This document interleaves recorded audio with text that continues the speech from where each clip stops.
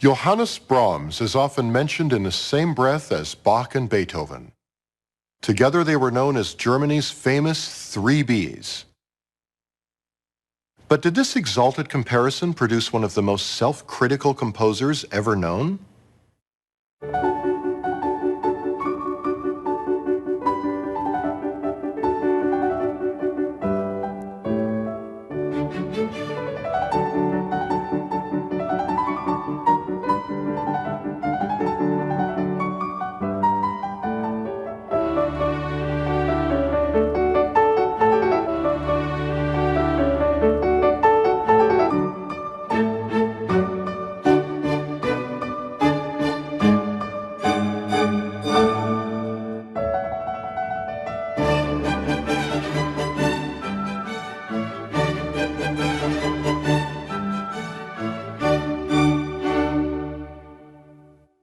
Most of us, whether we realize it or not, have had exposure to Brahms at a very early age.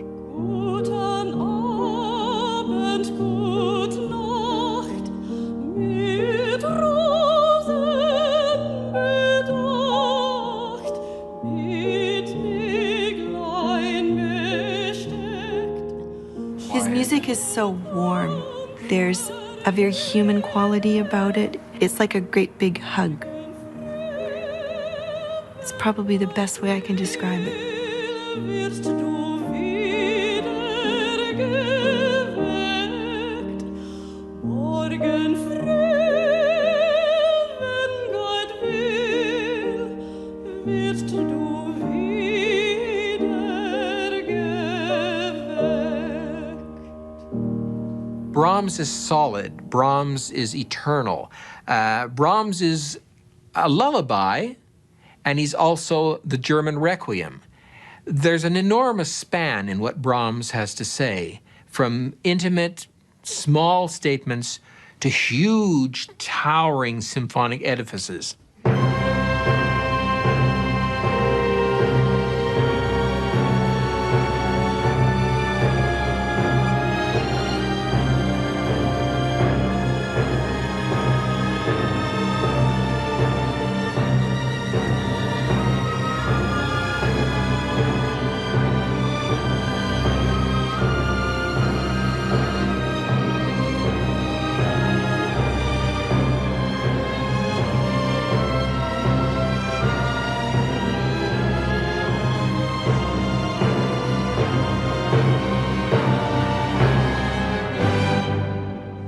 I can almost touch the sound, it's so thick. So it's not just a bunch of waves coming to me, but almost a bunch of waves that have some substance on them that we can feel, physically feel.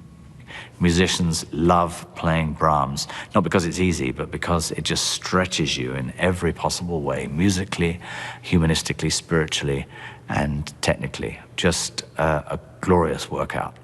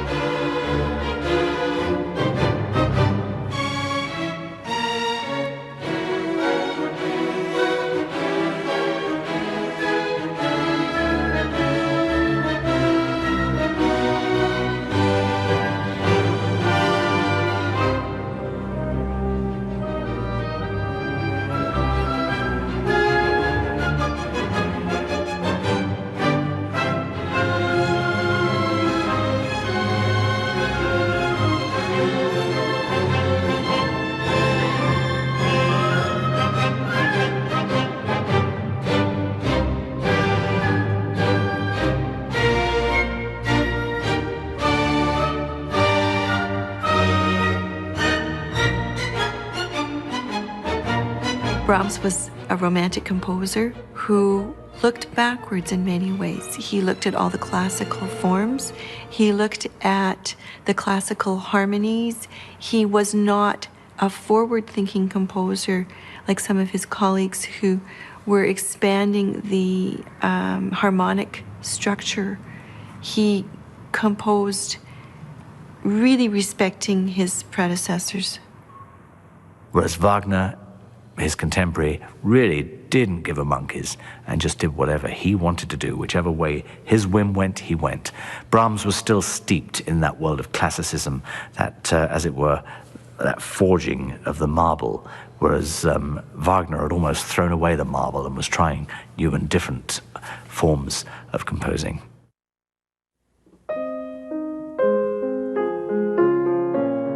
Brahms did have a romantic side to him, though. It's this fine balance that he struck between the classical and romantic forms that makes him one of the most important composers of the 19th century.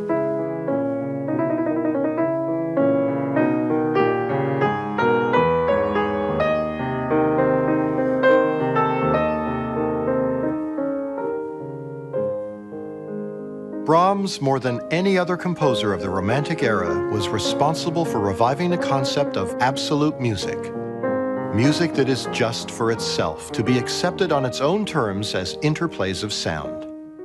He used established techniques like counterpoint and variation in such novel ways that the listener first appreciates the beauty and the strength of the music, rather than the talent of the individual performing it. This anti-virtuoso approach was a far cry from that of Liszt, whose compositions were virtuosic in nature and featured the musician more than the music. Let me demonstrate for you a virtuoso piece by Liszt. This is the initial piano entry from his first piano concerto.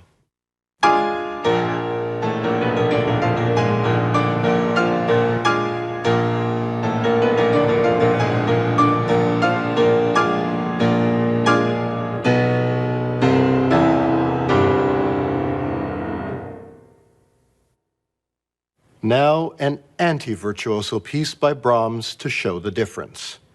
Here's the initial entry from his first piano concerto.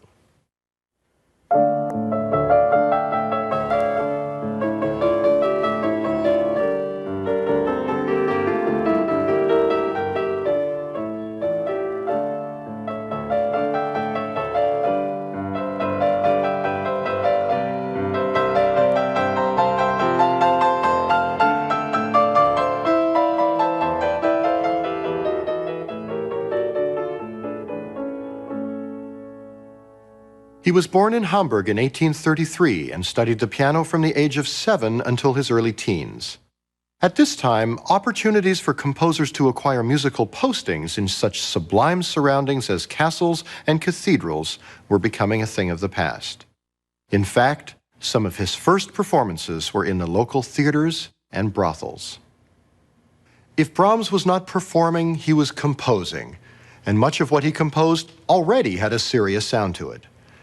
But this would change when he met the celebrated Hungarian violinist József Joachim, who introduced him to the rich and colorful sounds of gypsy music.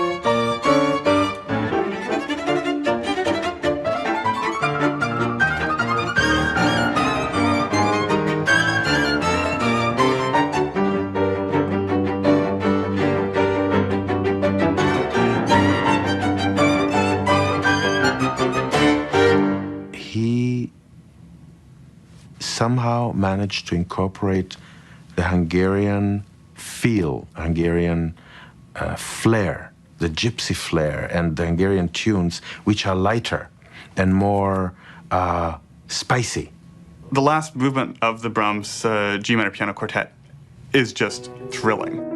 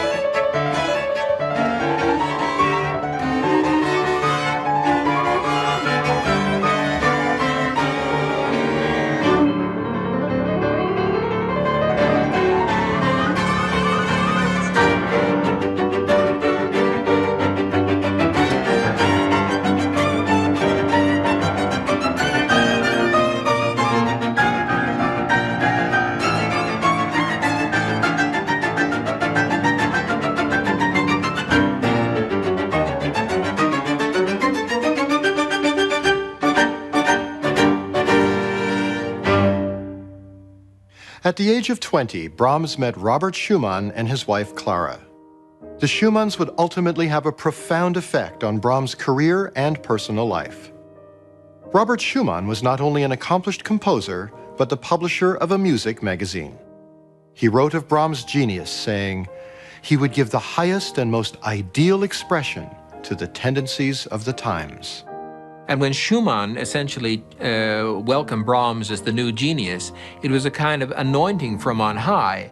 It was a scary thing to happen for a young man. He was only in his 20s, and I'm sure he must have felt very daunted by it. But it was also an enormous breakthrough for him to get this kind of recognition. For several months, Brahms lived with Robert Schumann and his wife Clara, who was also a virtuoso pianist. He became extremely fond of both of them, and they of him, especially Clara, who was 14 years his senior. Brahms was wildly in love with Schumann's wife, Clara.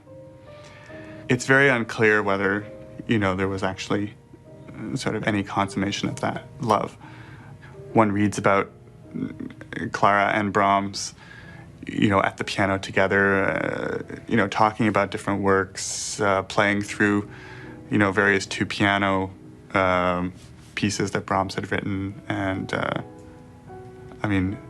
it would have been great to be a fly on the wall for one of those sessions. She wasn't just a personal friend, she was a personal friend who happened to be one of the leading musicians of her day.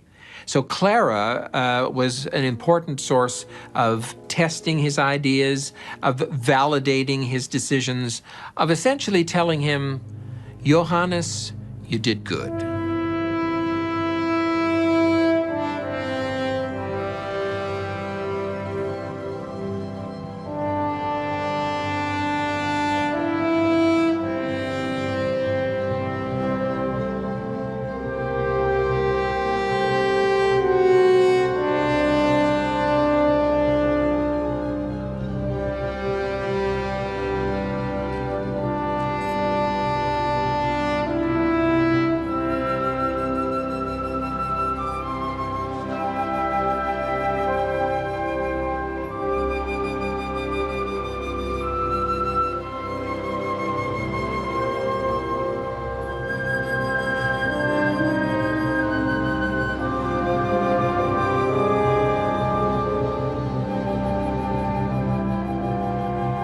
After Robert's death, Brahms and Clara remained very close. His devotion to her lasted until her death in 1896. The following year, Brahms died of cancer at the age of 63. He was devastated by Clara's death. This was probably one of the great personal blows of his life, and he seized up creatively for a while as a result of it. And I think that it speaks to us of how closely he felt about this woman and how inspired he was by her.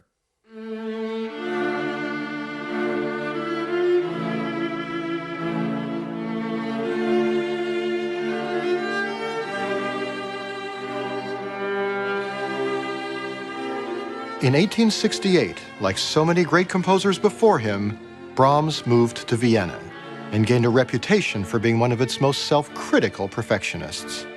He was known to agonize over each and every piece that he wrote. He said about composing, "Let it rest and keep going back to it and work it over and over until it is completed as a finished work of art, until there is not a note too much or too little, not a bar to improve on." He destroyed a lot of his music that he did not like. Can you imagine?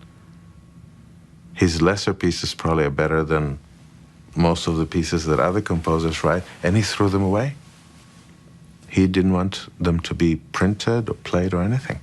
He was very, very hard on himself. Rather like Beethoven, he'd have to he'd have the idea and then he'd forge it in many, many different ways until he was satisfied with it. He was over 40 before he completed his first symphony because he was so overawed by the sense of Beethoven, who he said was looking over his shoulder. He was very intimidated, I think, by the 9 symphonies of Beethoven, which were written before. I think everybody after that was intimidated. No one wanted to come out and write another symphony and have it be measured up against Beethoven's 9th, which is the last one he did, because it's hard to compete with a piece of that stature. And I think Brahms wanted to make sure when he wrote his first symphony that even if it wasn't up to the level of Beethoven's Ninth, that on its own level it could be considered a great piece, and I think it is. They concluded that he was trying to do Beethoven's work for him. Well, in a sense he did. It was the next great symphony.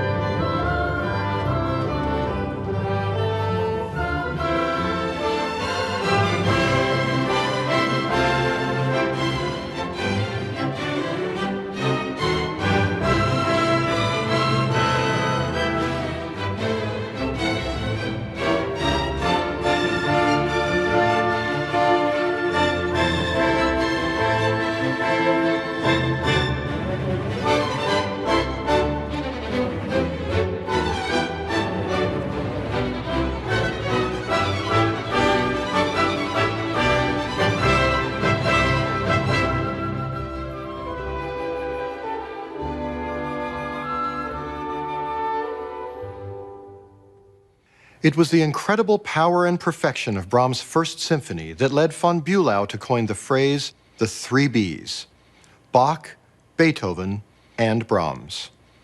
There are those who agree and those who disagree with this comparison. Regardless of who's right or wrong, being grouped with such illustrious fellow countrymen saddled Brahms with the burden of carrying on the legendary German-Austrian tradition of composing timeless classics. Which raises the question, why did so many great composers come from Germany and Austria? That's a toughie. That's a toughie. Maybe it's in the sauerkraut. I think a lot of it was to do that Germany and Austria, especially Vienna, they were the center of the world in not necessarily music even, but art and culture and everything. And music also had a lot to do with religion, which was very important at the time in Central Europe. A lot of composers would work for churches or would work for rich patrons who wanted to increase the culture in their little area, and culture being music at the time. I think there was a lot of encouragement for musicians, even if they weren't from there, to move there and to kind of work in that area because they got the recognition and the money that they deserved, basically. Whether it was the sauerkraut or Vienna's Zuckertorte, Brahms remains undeniably one of its immortals. The fact that so much of the music has been taken to heart by people is evidence that we're going to be venerating Brahms for a great long time.